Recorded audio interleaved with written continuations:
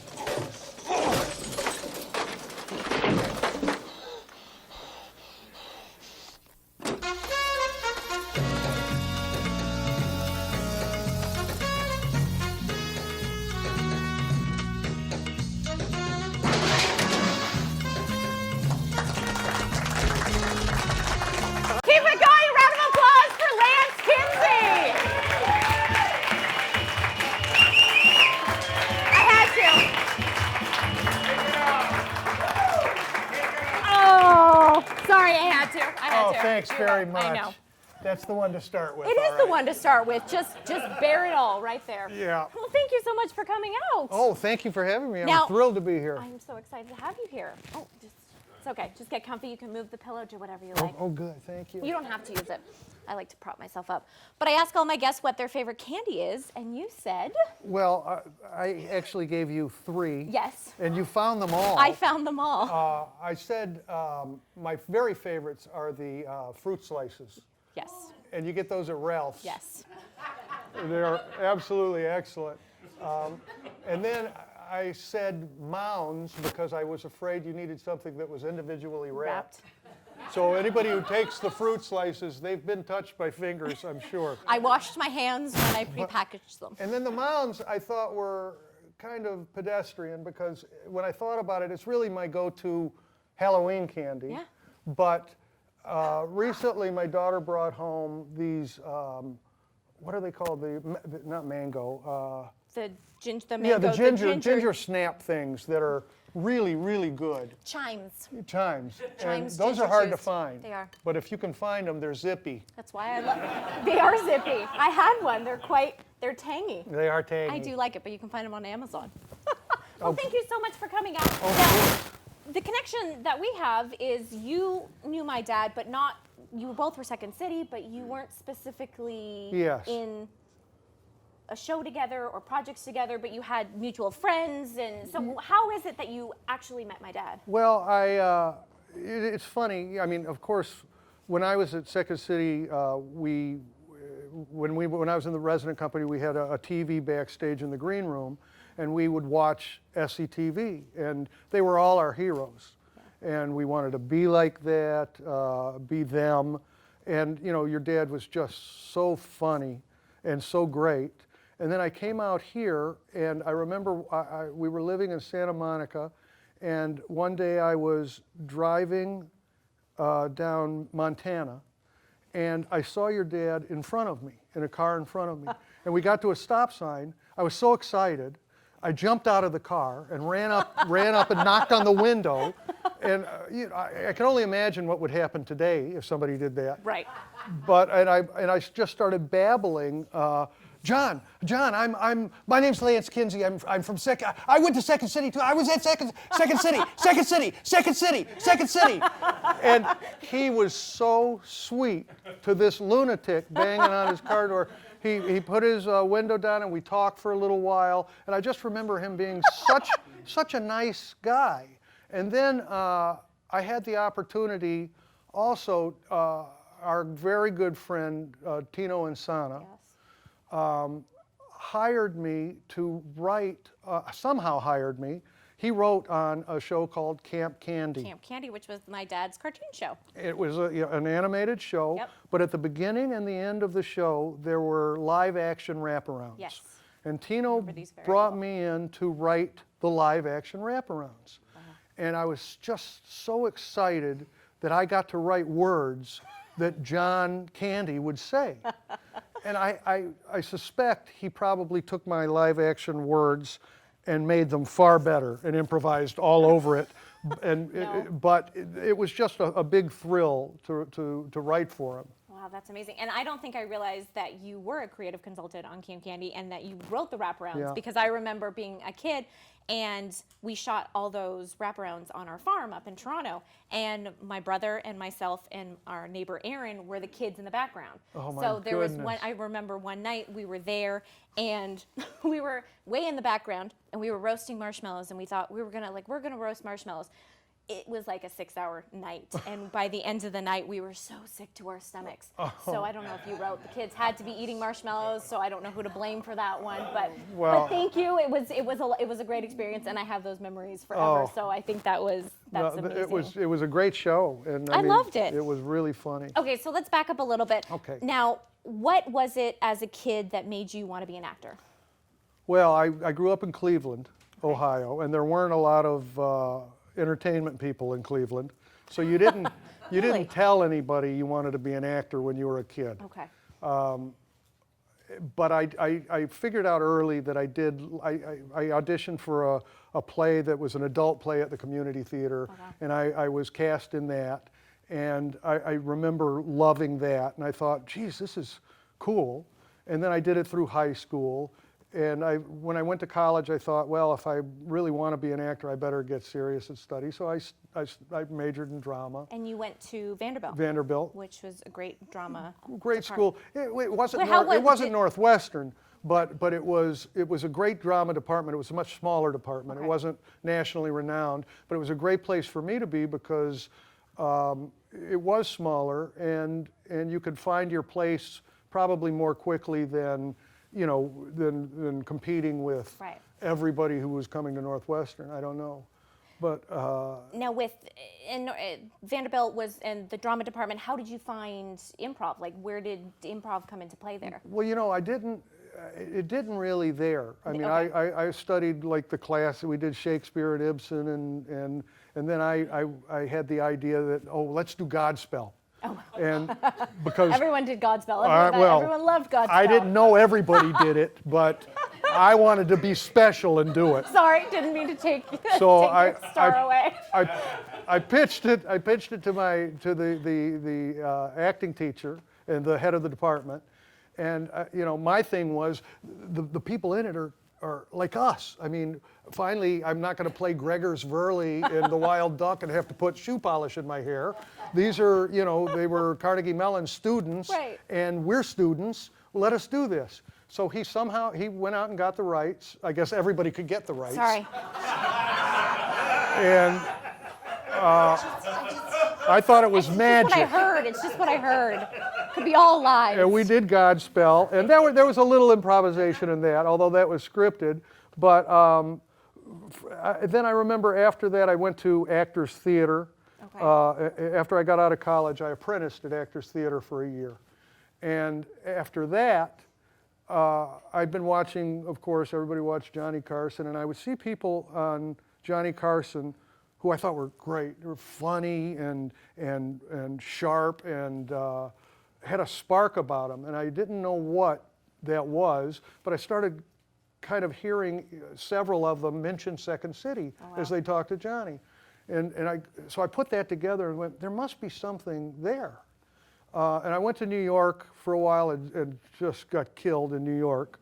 I had no money. I went with my $2,000 life savings. Oh, wow. Thought, oh, this will last forever. In New York, yes. And the only Maybe reason back it then. lasted at all was because a friend who I had worked with at Actors Theater was a stage manager, and she was out of town and let me sublet her apartment for a ridiculous price. I mean, just so low. Wow. And that's the only That's reason the way I to could do it in New survive. York. That's how you It's right. survive in New York, is subletting. I know people who do it all the time. That's right. And so at the end of 6 months, my $2,000 were gone, and I got a gig doing a one-man show to high schools. This is the worst job ever. Really? It was called AdBiz, The Art of Selling, by Rick Troupe Productions. Oh. And they put you in a van with, at that point, it was $20,000 worth of audio visual equipment, Okay. video equipment, and they send you out to high schools, and you would meet their guys who plug in, the video team Yeah. at a high school. Did they roll in the cart? Did they have that? Well, yeah, and I'd be rolling in the equipment, and they would help me set it up, and I'd do it during like a 45-minute period, and there would be this show, and we had 2 rear projection screens, and I would stand in the center of the screen, and it was the Jolly Green Giant would talk about making a Coca-Cola commercial. Oh, So my I would goodness. stand in the middle, and one Jolly Green Giant leg is on one screen and one on the other, and I'm standing right in the middle. You couldn't see anything else. And I'd have it timed, so it was all audio cues, and I could Wow. just click, and the screen would change, and the high school students went, oh my gosh, this guy's brilliant. Yeah. And it was just Genius. the saddest thing, because then I would go back to a hotel, a motel, that was the cheapest thing I could find, and I was just trying to save money because they made you pay for your own gas, and it was horrible. And at the end of that, I saved enough money to either go back and scrape it back in New York, where I had had no success, or go to a city that I thought was more economically feasible.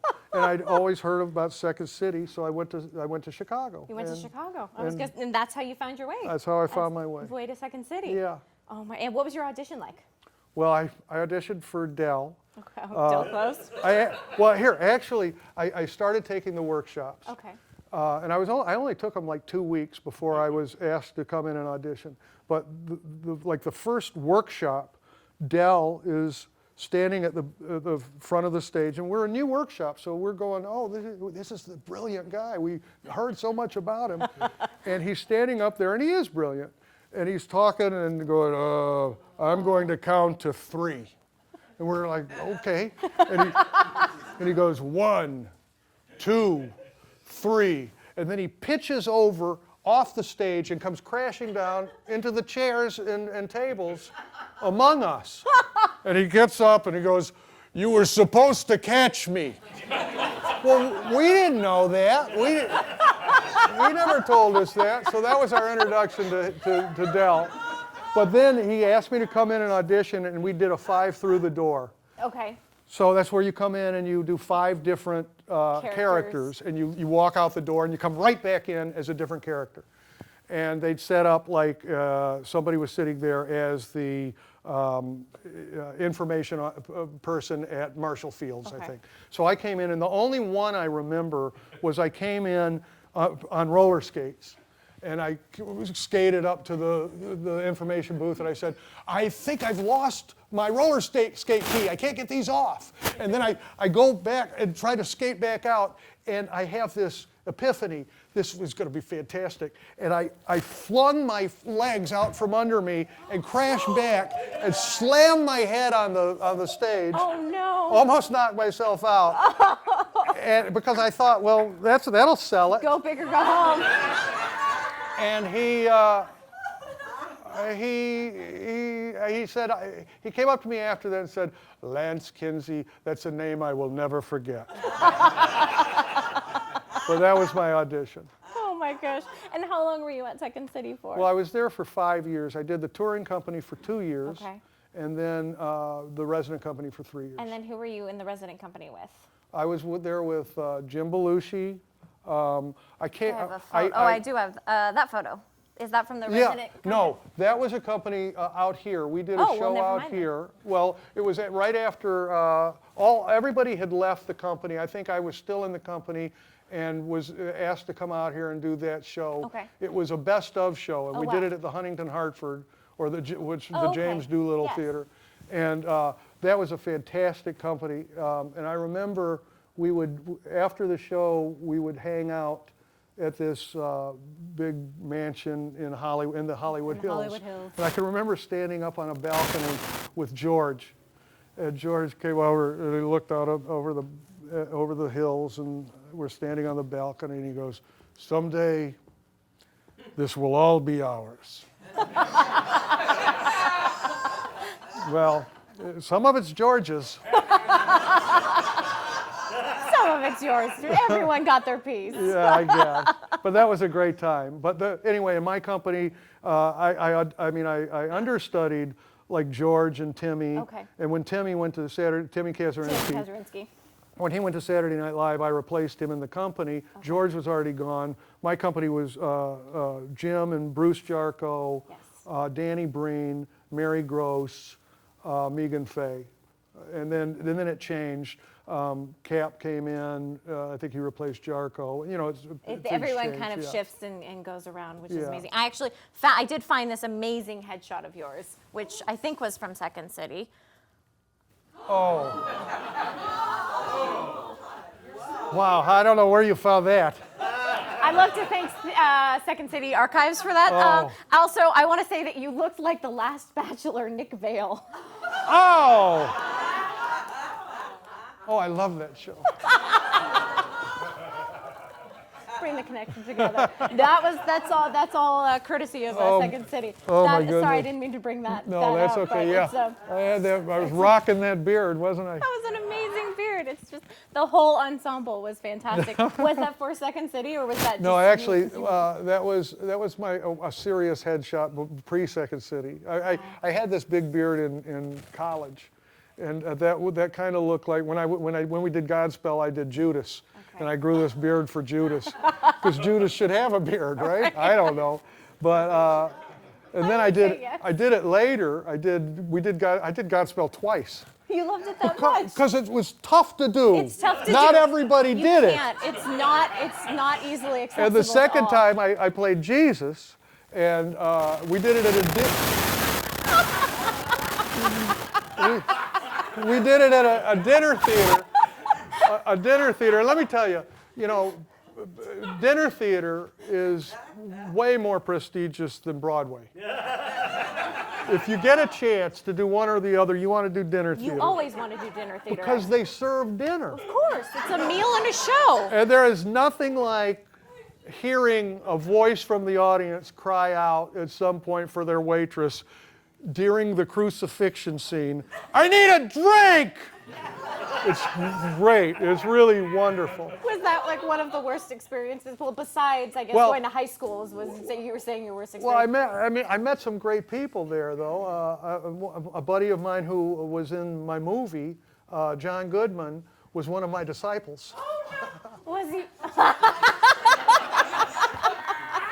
I always encourage the audience to participate and to answer questions. No, and it was heckle. great. And so they brought down people from New York and other places to do dinner theater for the summer. Oh my gosh, that's And amazing. yeah, no, it was fun. It was Springboro, Ohio, between Dayton and Cincinnati, which is the cultural high point of America. Yes, and dinner theater is there. That's what you do on a Friday or Wednesday night, whatever you want.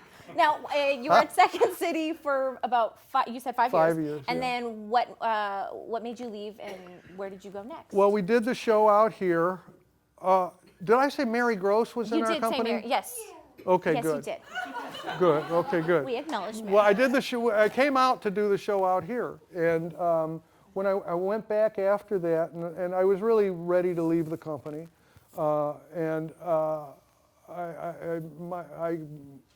my girlfriend then and I had planned to get married. Oh, wow. So we got married and moved out after that. And we got married in Detroit.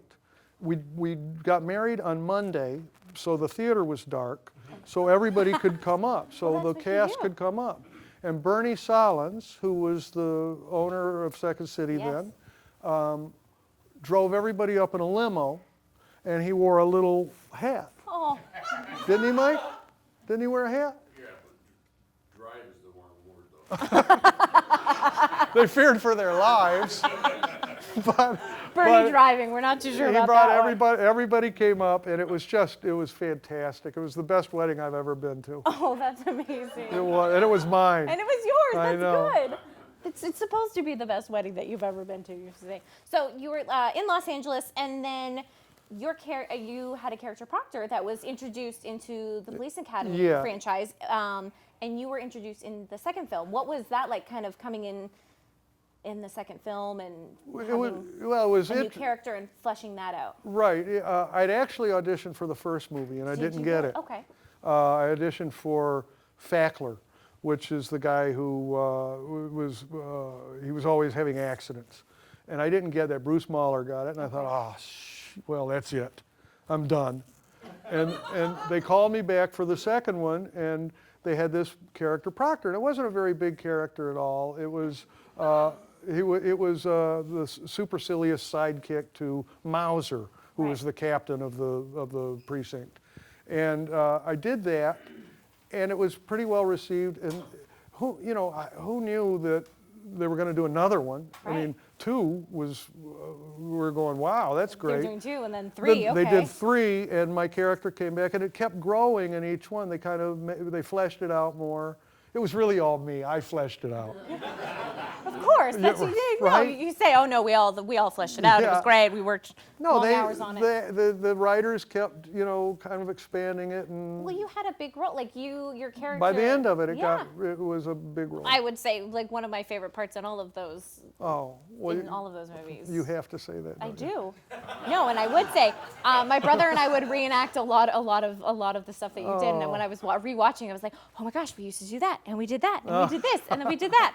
And it always makes me laugh because I love movies. I love movies like that. That just I do have too. that- They were really fun. They they're were fun to and do. silly and They were fun to do too. People used to come up and they go, "Well, it's not Shakespeare," and I said, "None of us ever thought it was No, Shakespeare." exactly. Now, Wasn't aiming for there was Shakespeare. no one who mistook that for Shakespeare, but it was fun to do, and the Was there a cast. favorite one that you had, Well, that you like to shoot, or? Yeah, there was probably 5 because we shot that down in Miami, and at that time my mother-in-law lived in Fort Lauderdale, and so my wife and my son came down and spent the whole shoot down there, and I got to hang out with the whole family, and so I have great memories of that. Although they came on most of the others, we shot a couple of them up in Toronto. Right, I remember. As a matter of fact, that first scene you showed Yes. was on a very cold night in Toronto.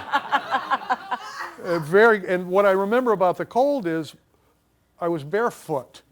That's what I remember because my feet were so freaking cold. frozen. But it was really fun. We shot a couple in Toronto, we shot a couple here, and we shot one in Miami. Wow. And that was so much fun because of the family was down there. That's amazing. And then you were talking about characters. Was there specific actors that you liked working with the most, or In Police in Academy? Police Academy, or did you get along with everyone? Yeah, Was well, it a fun. G.W. Bailey and I played partners. It started out I was Art Metrano's partner, and then we did 2 movies together, and then it was kind of like Darren and Bewitched. All of a sudden, G.W. Right. came back. He had actually created the role in one. They were different they were different characters, but it was really the same function in the movie. Right. So they were the captain, and they were the mean, kind of grouch. Yeah, the stern curmudgeon. Yeah, exactly. And GW and I are still just best, really close friends. And we had a great time together. The first time we ever met, as a matter of fact, was in 2, 3, 4, I guess, and we were shooting it in Toronto, and they introduced us and then threw us in a river, and we were swept down the river. Oh, no. And the scene was toward a waterfall, and we were grabbing a gondola and trying to save ourselves, and we were literally trying to save ourselves, and that brings you close quickly. Yes, it does. It's a bond. Just throw them in a river Yeah. to bring bonding together. Now, Gene Quintano wrote Yes. a lot of Police Academies. Yes. And did he direct any of them? No, he didn't direct any of He those. only- He wrote 2 and he wrote 3 and 4. Okay. And we became very close friends. And then he started. He wrote many scripts that were big movies. And one year, I think he wrote more films that were produced than any other writer. Wow. So that was the year of Dumbo Drop and Sudden Death. The Musketeer. Right. And so anyway, we became very good friends, and he started writing things for me. Oh, that's which great. That's the best. That's the best when you find a writer that'll start writing If stuff. you don't have to audition and you can't screw it up, Perfect. then that's the way to go. my kind of audition. Oh, it's never happened to me before or since, but he was great, and he wrote a couple of films that we actually shot in Spain and Really? were great, really fun. One was called Dollar for the Dead, and it was a Western. Yes. And we got to shoot on Sergio Leone's set down in Almeria, Spain. Oh, wow. And it was fantastic. It was really fun. Horses, I got to ride a horse. Oh, I do. I have a Shoot photo a gun. of you. There, that's me on a horse. Oh, I was, and that's Howie Long and Bill Pickel. Howie, of course, everybody knows Howie was, he's in the Hall of Fame, a football player. Bill Pickel was his best friend and played with him, I think, on the Raiders also, another football player. Wow. And these guys were monsters and the nicest, sweetest guys you'll ever want to meet. And Howie was afraid of horses. Really? So yeah, and he's supposed to be the head of our gang. I'm Tracker. I was Tracker. So I could get off the horse and look at a pile of dirt and go, I think there are 3 of them, about 47 minutes up ahead. It was hilarious, but and this wasn't a comedy. But Howie had his horse and I had my horse, and he was supposed to be out in front of us all the time, and we're following him. Well, and none of us. I took horse riding lessons over there with Emilio Estevez was the lead in it, and he's a real horseman.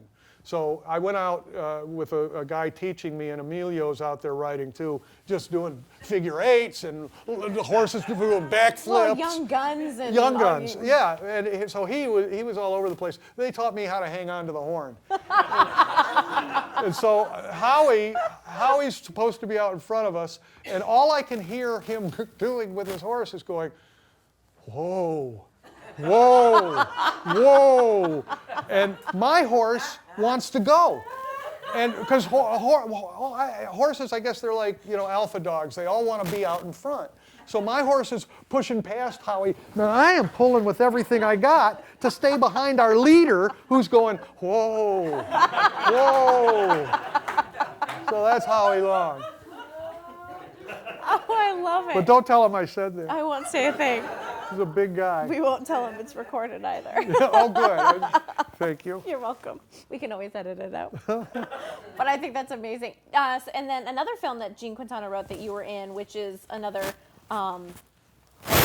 favorite of mine, Loaded Weapon movies. Oh. And so you've worked with so many great writers and actors, and I want to show a clip of the movie right now. And so just kind of take a guess if you can see. What you got, Irv? Oh, beats me, Sarge. Dandruff, seborrhea, maybe just dry, itchy scalp. Have you tried this, Irv? I use it. Head and shoulders? But Sarge, you don't have dandruff. I know. Samuel Jackson. I love it. Yeah. Samuel Jackson, I love that movie. I love that scene. Yeah. I probably quoted it over and over again, which is so random. And I love how later you come back with you're washing your hair. Yeah, and he asked me about it, and I said, it tinkles. tingles. It's working. That's what I had here. Sorry, I didn't mean to bring that That's up all either. right. But I love that movie. Yeah, no, it was really fun. Gene wrote and directed that one. Wow. Yeah. And then I think Gene had written a couple, or had rewritten a couple scripts of my dad, and so I know that their paths, That's right. Their paths had crossed together as Yes. well, and so I always find it just the more and more I do these shows, the more and more I see like the connections and the Right. circles and all that stuff. And another film that I just recently saw was Masters of Menace. That was Tino. which was Tino Insana, and he wrote it and somewhat then directed it. Well, yes, he kind of took over a little bit of the directing, but that's another story. But I had never seen this film, so it was in 1990. Yes. And it was a biker film. It was a biker film, and Tino was one of the bikers. David Rashi from Second City was the head biker, and I played his lawyer. I played the lawyer of the bike gang, and Belushi was in it. Jim Belushi was in it. That's Tino between David and myself, and it was so much fun. Tino used a lot of Second City people. George, I think, was in it. Danny Aykroyd. Yes. I'm sure I'm forgetting. Oh, Ira Miller. Yes. So he brought a lot of us in, and it was just great fun. Tino wrote it and produced it also. Yes. Oh, wow. And so where did you guys shoot that? Well, we shot it up. I can't remember. It was up in the mountains, kind of toward Magic Mountain. Okay, so up that way. Santa Clarita area. Yeah. Yes. And the biker gang, aside from the actors he cast, David Landers was in it too. And aside from the actors he cast, they were real bikers. I think they were the Heathens, I believe. Oh, wow. And sweet guys. Very nice. And they could ride. I mean, a lot of them were these big, burly guys. They could ride like ballet dancers. They have such control over their hogs. Yep. And Tino looked like Howie Long on a horse. I actually have a clip, so Oh, you do? I want to show a clip.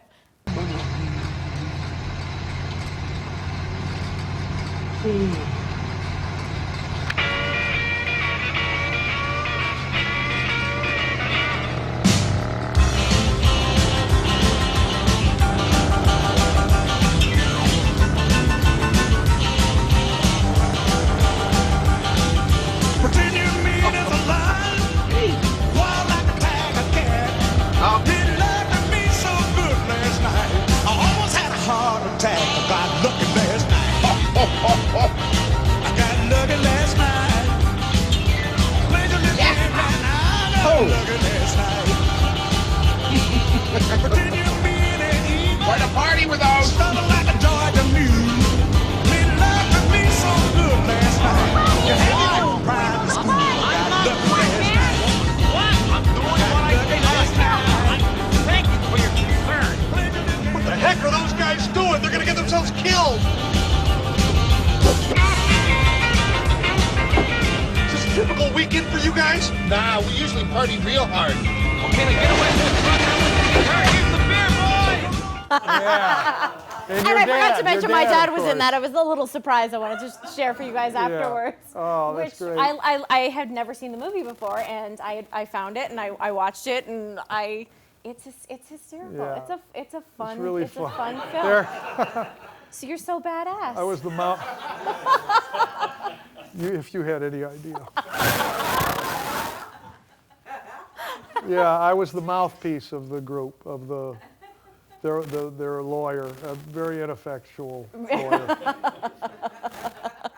And then, so that was the one good thing about Second City is kind of everyone worked together and brought, whenever they had projects, they brought each other on. And I always Right. think that was a great thing that It was my the dad best. did and Tino did and you do with All Stars. And I just think it's such a nice thing. And then there was another film that Tino had done called Wedding Band. Wedding Band. Yes, and that also had a number of Second City people in it, but And I haven't seen that. I haven't seen that one. So what was that film about?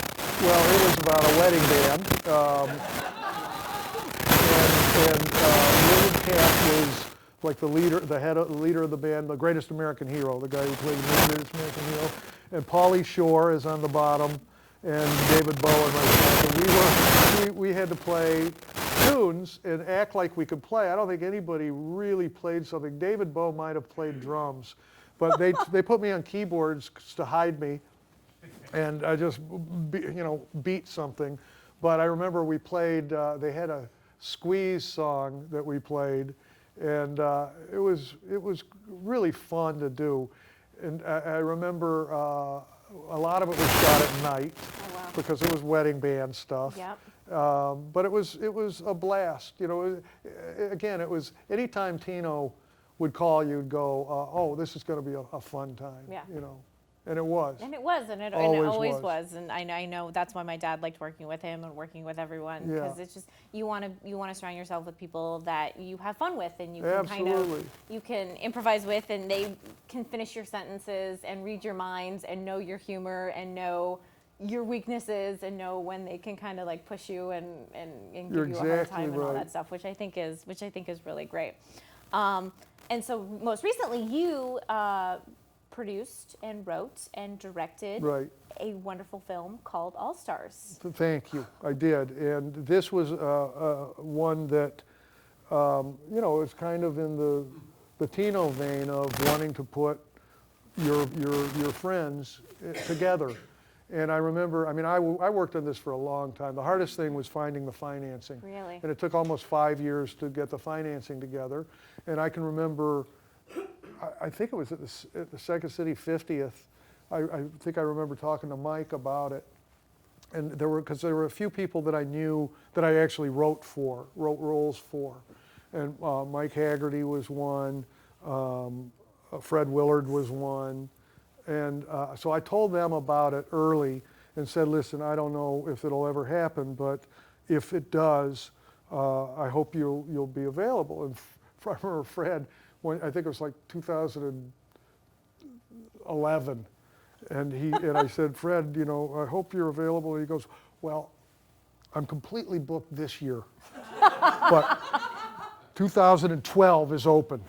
So I said, all right, I'll try to do it in 2012. Pressure's on now. But it was, you know, it was a dream come true. And it was kind of in the Christopher Guest vein of improvisation. And I'm such a fan of his work. Chris Guest, yes. And you know, he used a lot of our people too, Fred's and everything. Yes. And I always wanted to do that. And I thought, well, there's no reason that we can't do it too. I mean, he can do it. He's obviously the best at it, but we should be able to do it too because we come from that world. Right. And I wanted people in the movie who all had that skill set. Yes. So, you know, I ended up with, you know, many Second City people, Molly Erdman and Josh Funk and Sam Richardson. Angela Kinsey from The Office. Yes, she's from The Office. I Douglas. do have a clip that so people can see.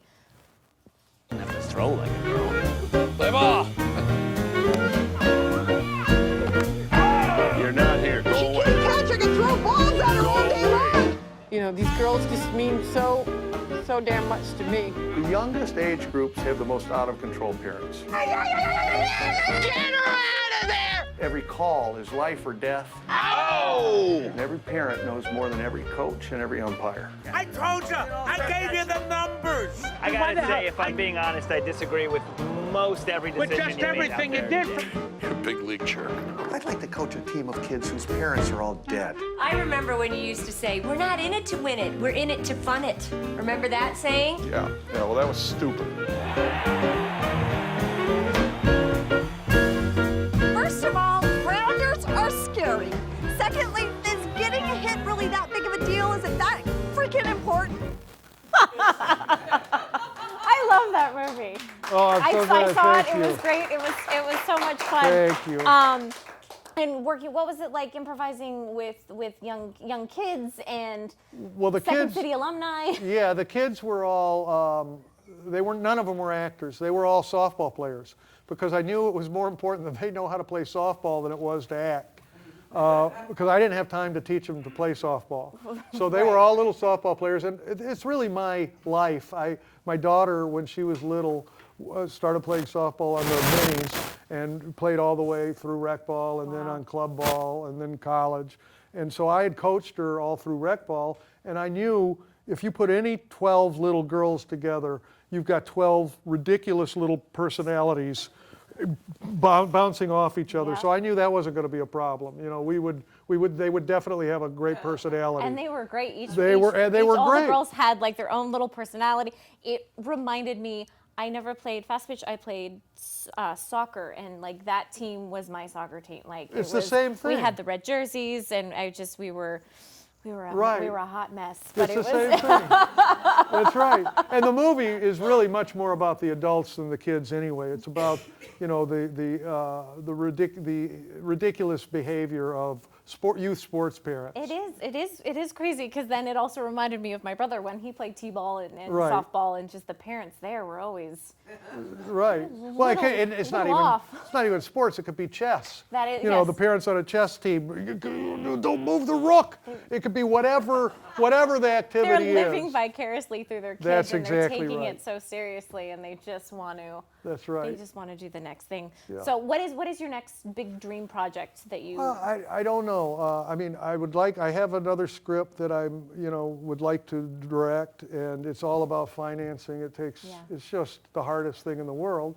So I have that, and I'm kind of working on developing something for television as well. So we'll see. That's fantastic. Well, it's coming to the end of the show, and before we end, I normally like to do something called the Candy Connection, where I do it's like 6 degrees of Kevin Bacon, except I do it with my dad, John Candy, and our guest. Okay. So I'm gonna try, and I'm gonna do the 6 degrees, and Chris can help me in the booth with photos, because it kind of helps. Okay, so Lance, you were at Second City, and my dad was at Second City. Therefore, we have the Candy Connection. Well, that's just 1 degree, isn't it? Okay, yeah, it is. Okay, I can do better. Lance, you guested on SNL, and my dad hosted SNL. Therefore, we have the Candy Connection. All right, I don't understand this game. That's just 1 again. Okay, I can do this. So Lance, you were on the TV show Remington Steele with Pierce Brosnan. Yeah. Pierce Brosnan was, of course, James Bond in Die Another Day with Halle Berry. Right. Halle Berry was in the X-Men films with Hugh Jackman. Hugh Jackman is Australian, and so is Nicole Kidman. Nicole Kidman was married to Tom Cruise. Both Ron Howard also directed Parenthood. Martin was in Planes and Automobiles with John Candy, therefore giving us the Candy Connection. I got it. I did it. That's a hard one.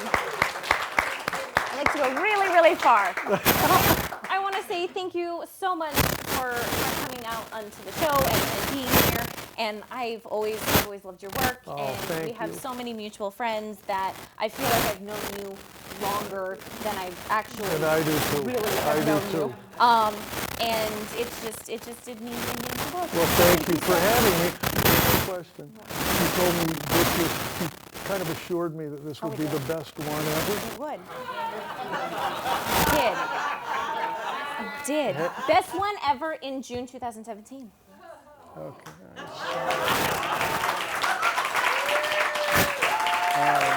It is the best one, and it's the best one because of you and because of everyone here. So I want to say thank you guys so very much for coming out, and it means so much to me, and I love you all. Thank you. Thank you. Thanks so much. You were fantastic. Oh, it was fantastic. It was great. You get a mug. Oh, thank you.